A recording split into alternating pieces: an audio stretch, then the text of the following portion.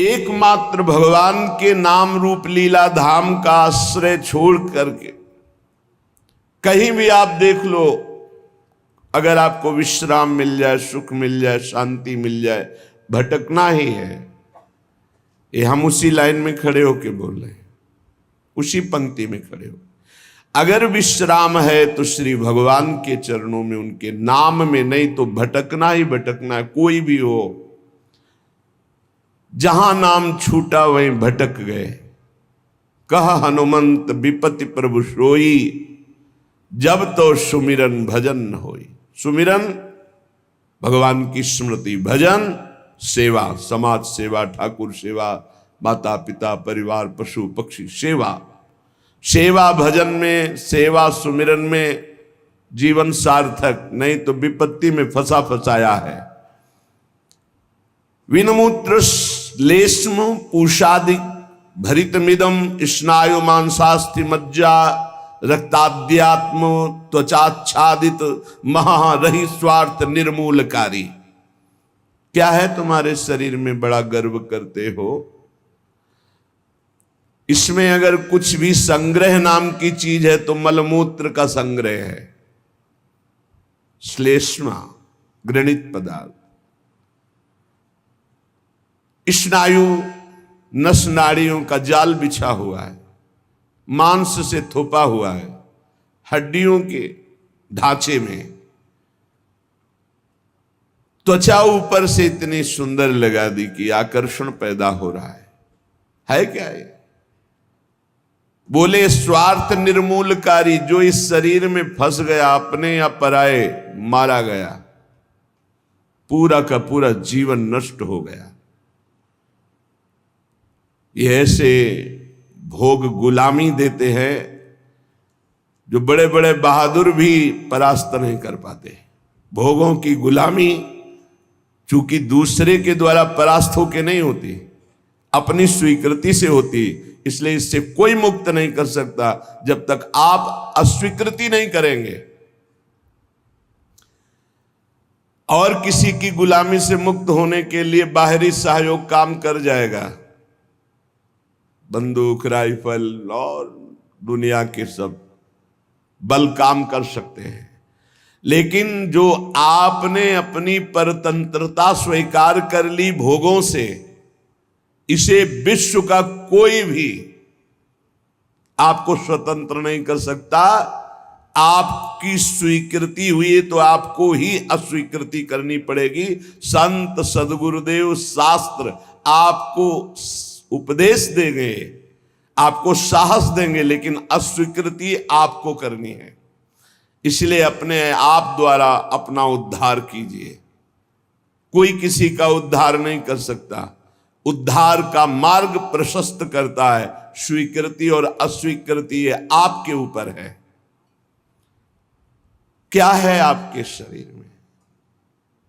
जब तक शरीर में राग है तब तक भजन में तन्मयता नहीं। जब तक भजन में तन्मयता नहीं तो हृदय के नेत्र नहीं खुलेंगे, तब तक आपको भगवत साक्षात्कार नहीं होगा। मूल बाधक शरीर भाव है। तो कह रहे हैं इसमें है क्या? चमड़ी ना हो तो देखना अच्छा नहीं लगेगा, बस चमड़ी का सारा खेल है। ये चमड़ी जितनी चिकनी दिखाई दे रही उतने फंस रहा है जीव। नहीं है क्या? विणमूत्र श्लेष्म पूषादिक भरितमिदम, इसमें क्या भरा हुआ है? मलमूत्र के थैले, गंदी नस नाड़ियों में सब वही घृणास्पद वस्तुएं। स्नायु मांसास्थि मज्जा रक्ताद्यात्म त्वचाच्छादित मह, चमड़े से ढका हुआ है, अंदर मांस है, रक्त है, मज्जा है, अस्थि है। स्वार्थ निर्मूलकारी, जो इस शरीर से प्यार करता है, ममता करता है, उसका परम स्वार्थ नष्ट हो जाता है। परम स्वार्थ शरीर संसार से वैराग्य होकर भगवान में अनुराग होना, प्रीति होना। एक ब्रह्माद्य तार्यम युवती मतम स्वीय सम्मोह जालम त्यक्त्वा दूरेण वृंदावन मति परम स्वार्थ मध्याश्रयंतु। ब्रह्मादिकों के लिए भी अजेय,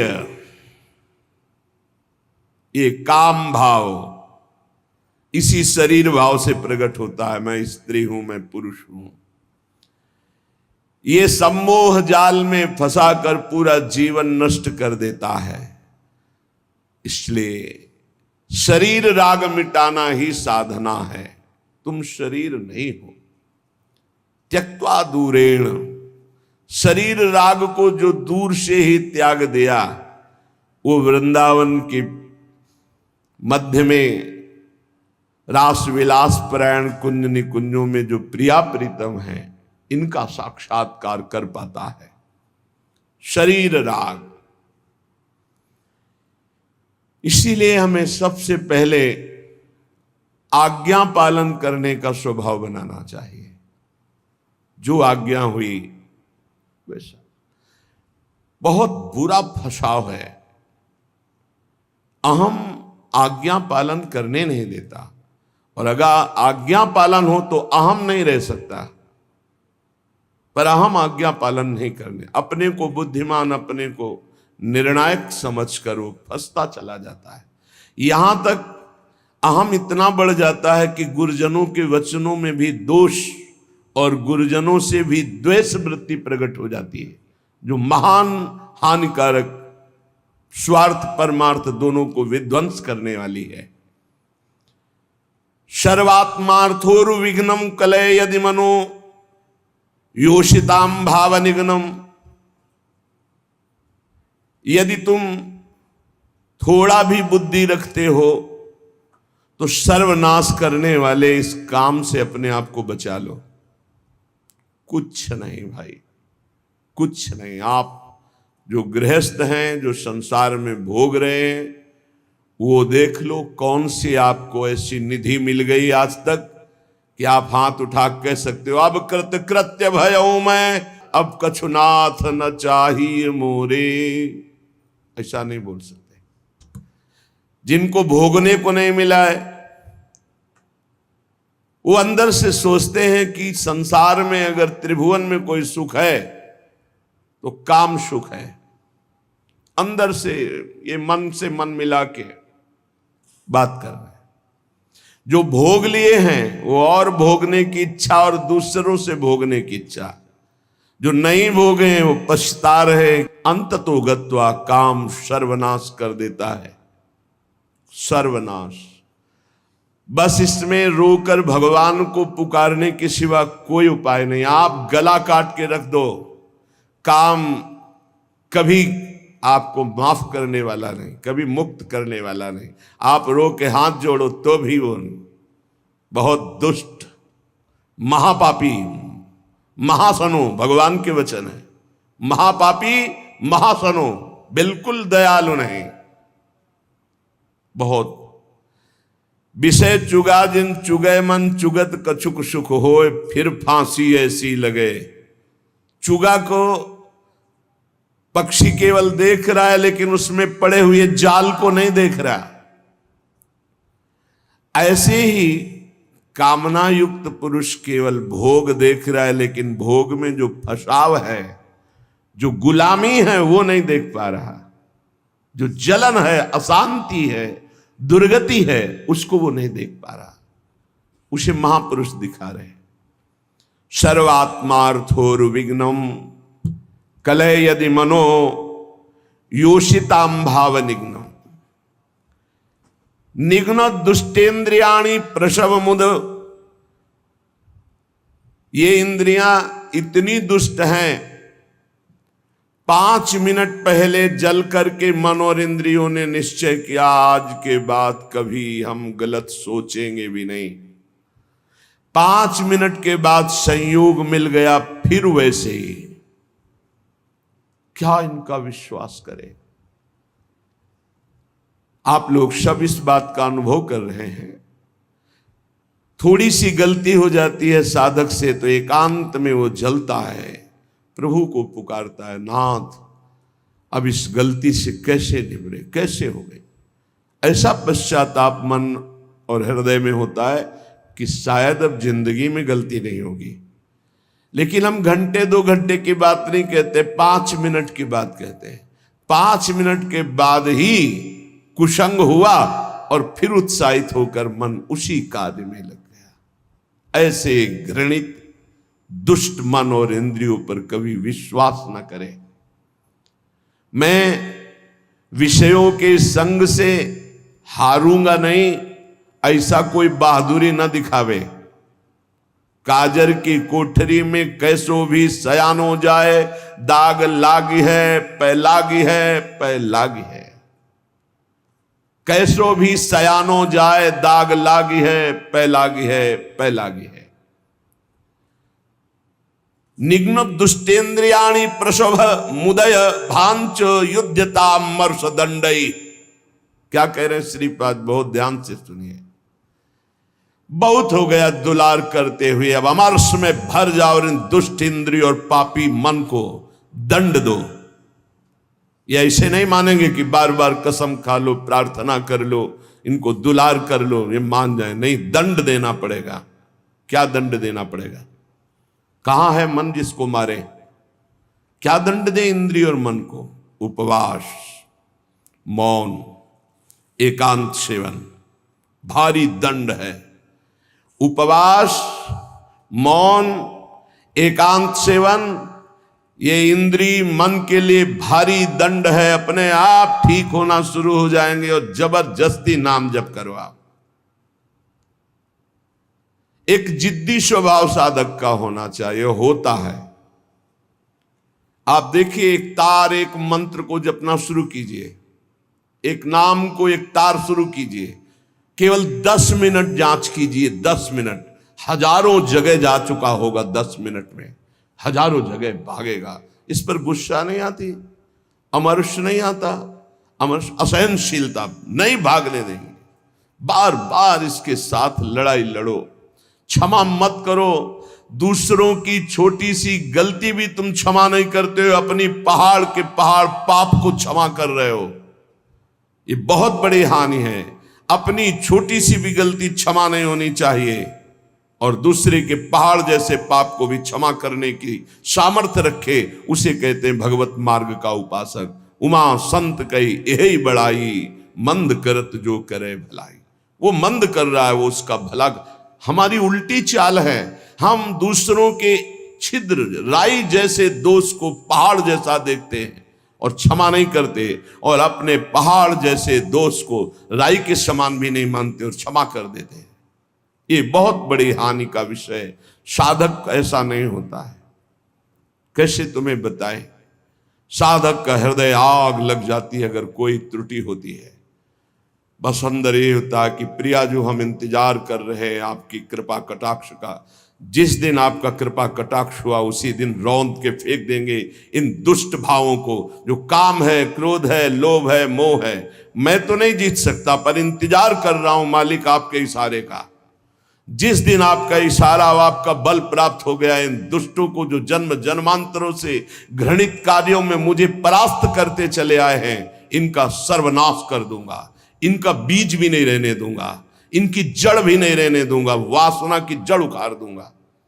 उपासक अंदर ही अंदर अमर्ष कह रहे, देखो, निघ्न दुष्टेन्द्रियाणि प्रसव मुदय भांच युद्धतामर्ष दंडई। जैसे कोई बलवान आदमी किसी महाबलवान के चक्कर में फंसकर दब गया हो, अब अंदर अंदर वो अमर्ष से भर रहा है कि एक बार मैं छूट पाऊं कि बस फिर इसका सर्वनाश कर दूंगा। ऐसे ही साधक दांती पीस कर, हाथ मसल कर बस सोचता है, एक बार केवल चांस दे दो प्रभु, एक बार फिर इन काम, क्रोध, लोभ, मोह, मद के जड़ को उखाड़ के फेंकूंगा। अभी तक पता था कि मैं काम विजयी हूं, लेकिन जड़ नहीं काट पाया तो ये नए किनगे छोड़ दिए। अब की किनगे नहीं काटेंगे, अब की जड़ उखाड़ करके फेंकेंगे। ये उपासक की वृत्ति, अमर्ष युद्धता।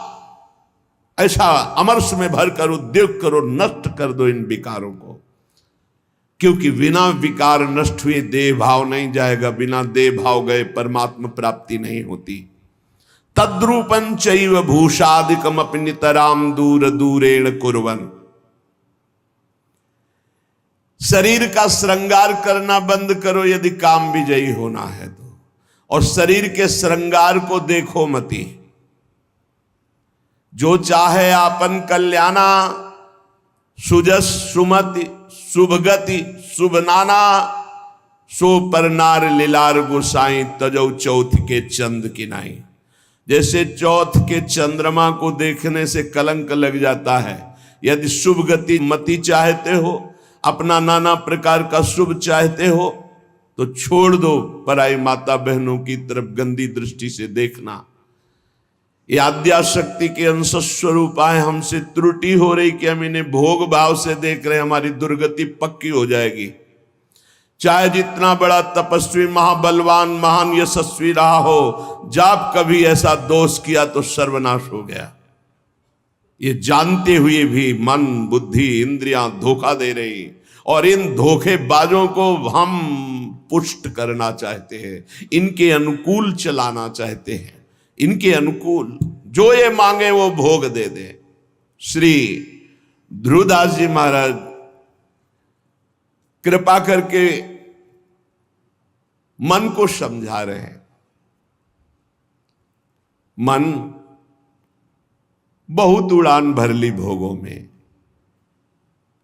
अब नहीं, अब तुझे उड़ने नहीं देंगे। मन के पंख क्या है जहां उड़ के जाता है? पकड़ा है कभी ये किस पंखों से उड़ता है? कामना और तृष्णा, यही इसके पंख हैं। इसके पंख काट दो। काम कामना वासना मनते करियति दूर, निरंतर भजन में डूबे रहो। बहुत भयावह संसार है, तुम्हें नहीं दिखाई दे रहा है, आचार्यों को, गुरुजनों को, संत जनों को दिखाई दिया। जलत ज्वालत, ये जलती हुई ज्वाला है।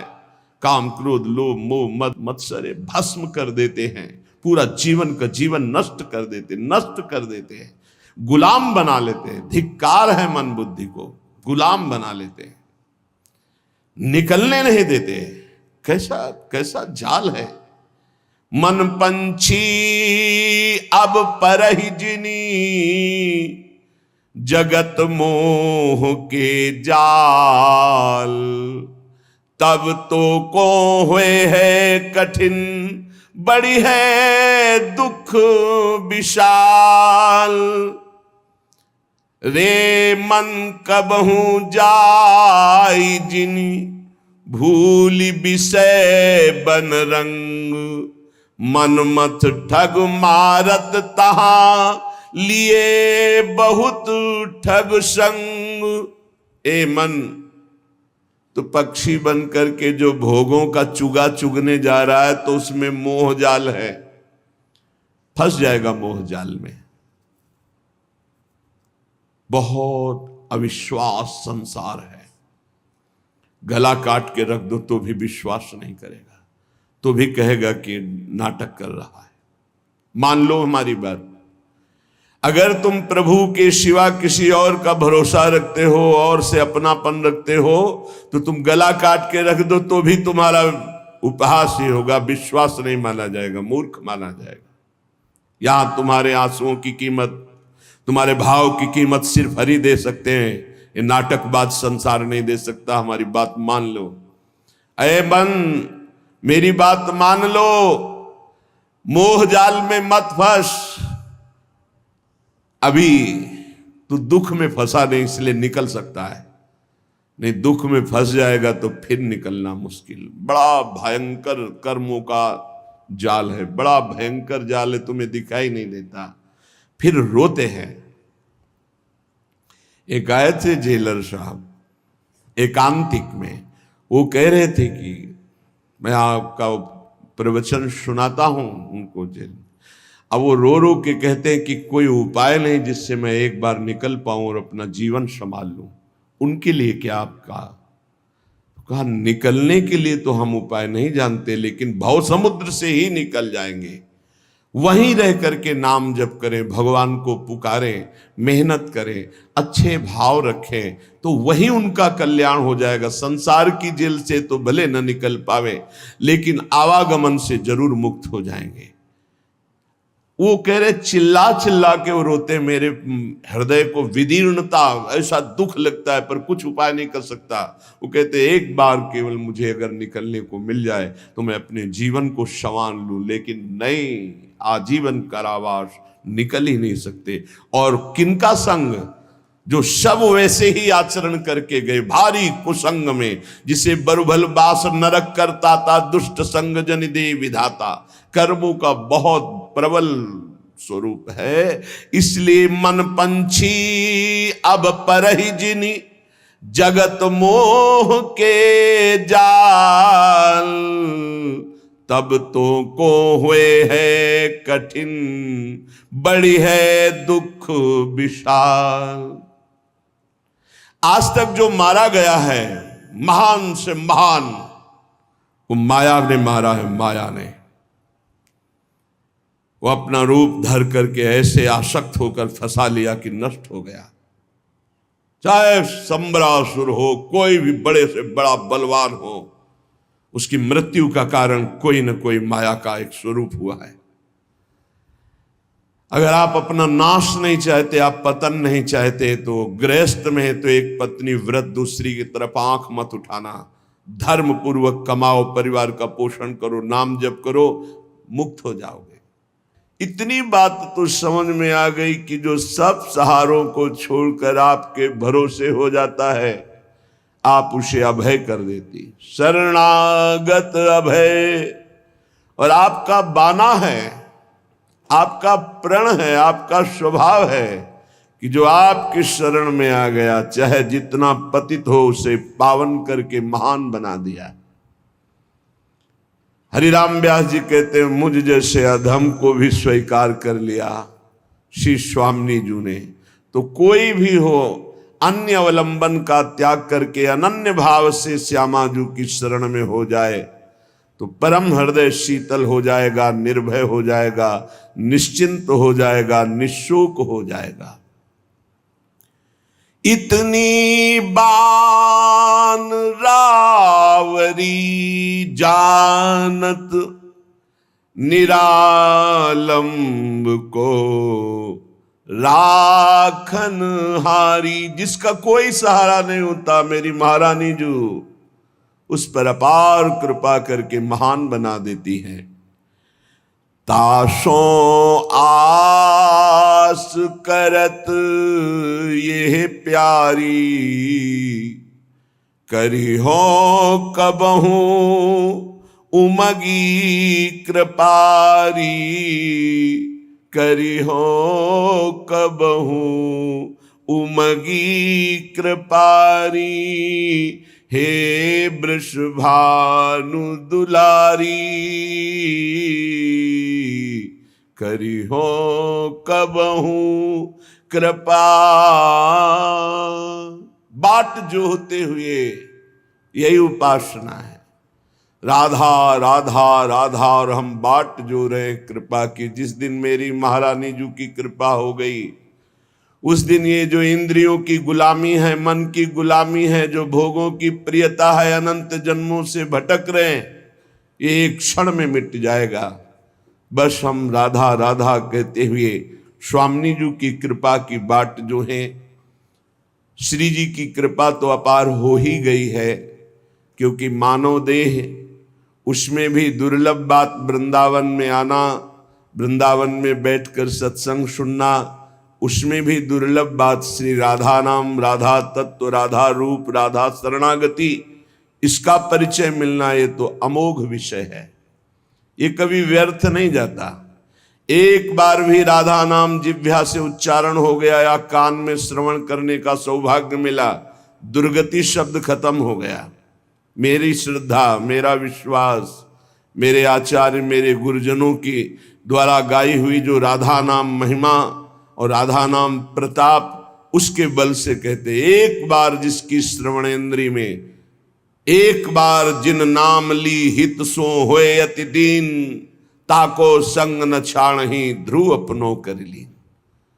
अपार महामहिम राधा नाम है। अगर ये एक बार कथन श्रवण करने का सौभाग्य मिल गया तो मानो दुर्गति से निपटने के लिए तुमने ताल ठोक दी। विषयों पर विजय प्राप्त करने के लिए मानो तुमने कमर कस ली। यदि राधा नाम लिया, राधा नाम श्रवण किया, राधा चरणों का आश्रय ले लिया। श्रीपाद प्रबोधानंद जी महाराज हमारी प्यारी जू और प्यारे जू, ये जुगल जोड़ी जो जहां खेल रही है, ये वही वृंदावन धाम है। आचार्यों ने कोई आकाश के ऊपर कोई वृंदावन धाम का वर्णन नहीं किया। जय श्री हरिवंश विपिन भूतल पर, विपिन कौन सा वृंदा विपिन, बोले भूतल पर, इसी पृथ्वी पर विराजमान, यही वृंदावन। चिरजीवो भूतल यह जोरी, अलग अलग पदों में चिरजीवो चिरंजीवी ये जोरी भूतल पर विराजमान है। अविचल जोरी, जहां एक कदम भी वृंदावन से कभी बाहर हमारे प्रिया प्रीतम नहीं जाते, ये वही वृंदावन है, यही है। आवश्यकता है हमें अपने देह राग त्याग की। जब तक देह राग है तब तक अनुराग नहीं, जब तक अनुराग नहीं तब तक दृष्टि नहीं खुलती, मानस नेत्र, हृदय के प्रेम नेत्र नहीं खुलते। जब तक हृदय के प्रेम नेत्र नहीं खुलते तब तक वृंदावन को नहीं देख पाओगे। ईंट पत्थर मकान मंदिर यही देख सकते हो, लेकिन चिदानंद वृंदावन के लिए हृदय के नेत्र खुलते हैं। ही के नयन निहारी, वो तब खुलते हैं जब देह राग नष्ट होता है। कह रहे कि ये जो तुम्हारा देह पर राग हो गया है, अनेकों बार तुम्हें सुनने को मिला, श्रुत्वा श्रुत्वात सुखिताम, बार बार तुम भगवत चर्चा सुनते हो, सिद्धांत सुनते हो, थोड़ा सुख का अनुभव करते हो, पर आप ये देख पाते हो कि आप अपने मन को समझा पाते हो, आप अपनी बुद्धि को समझा पाते हो? तो सच्ची बात कहते हैं ना। सत्संग सुनते हैं, श्रुत्वा श्रुत्वात सुखिताम, अच्छा लगता है। सिद्धांत सुनते हैं भगवत प्राप्ति का, अच्छा लगता है, लेकिन हम उसे उतार नहीं पा रहे हैं। हमारा मन, हमारी इंद्रियां भोगों में ही जा रही हैं। बुद्धि का निश्चय भोगों में ही है। जिसकी बुद्धि का निश्चय किंचन मात्र भी इतना है कि किसी भी भोग में सुख है, वो झूठ बोल सकता है कि मैं परमात्मा प्राप्ति करना चाहता हूं, लेकिन उसके हृदय में परमात्मा प्राप्ति की चाह नहीं हो सकती। श्री भगवान कहते हैं, भोगैश्वर्य प्रसक्ता नाम तया प्रहत चेतसाम व्यवसायत्मिका बुद्धि समाधो न विधीयते। जिसकी बुद्धि को भोगों ने अपहृत कर लिया है, चित्त भोगों का चिंतन करता है कि इसमें सुख है, वो कभी ऐसा निश्चय कर ही नहीं सकता कि मुझे भगवत प्राप्ति करनी है, मुझे परमात्मा प्राप्ति करनी है। ऐसा निश्चय नहीं। ऐसा निश्चय ना होने के कारण भजन में तन्मयता नहीं होती। भजन तन्मयता रूप ना धारण करने के कारण हम सुनते हैं, समझते हैं, पर हम माया का त्याग नहीं कर पाते, हम भोगों का त्याग नहीं कर पाते। अत्यंता असुचि बीभत्स देहादौ नयु करहिचित। कैसे महापुरुषों ने एक एक बात खोल के कह दी। अत्यंता असुचि, अत्यंत पवित्र जगह, बीभत्स घृणास्पद, देहादौ, इसी देह में, बस उसी को तो सुख मान रहे हैं। रुपया इसलिए प्यारा लगता है क्योंकि भोग सामग्री मिलती है। भोग सामग्री से शरीर बलवान होता है और मुझे भोगने को मिलता है। बस इतना ही चक्र है, आप देख लो। बहुत प्रपंच वर्णन करने की जरूरत नहीं है, कुछ शब्दों में समझ लो अंदर का लक्ष्य क्या है मन बुद्धि का। हम खूब धन कमाएं, किस लिए?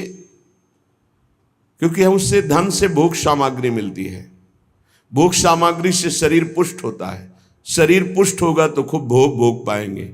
बस इतना ही है। शरीर सुखपूर्वक रहे इसलिए मकान, शरीर सुखपूर्वक यात्रा करे इसलिए गाड़ी, शरीर सुख को लेकर के ही सारी कल्पनाएं, सारी चिंताएं, सारी बातें होती हैं। देख लीजिए आप, शरीर सुख के लिए, शरीर नाशवान, प्रतिपल नष्ट हो रहा है, इसमें भोग के स्थान बोले अत्यंत असुचि, बड़े ही अपवित्र है जहां तुम्हारी भोग दृष्टि है। बीभत्स, बड़े घृणास्पद, दुर्गंध युक्त। देहादौ नैव करचित, अनर्थ का मूल देह, इसमें तुम अपनी ममता इतनी कर लिए कि मैं ही शरीर हूं।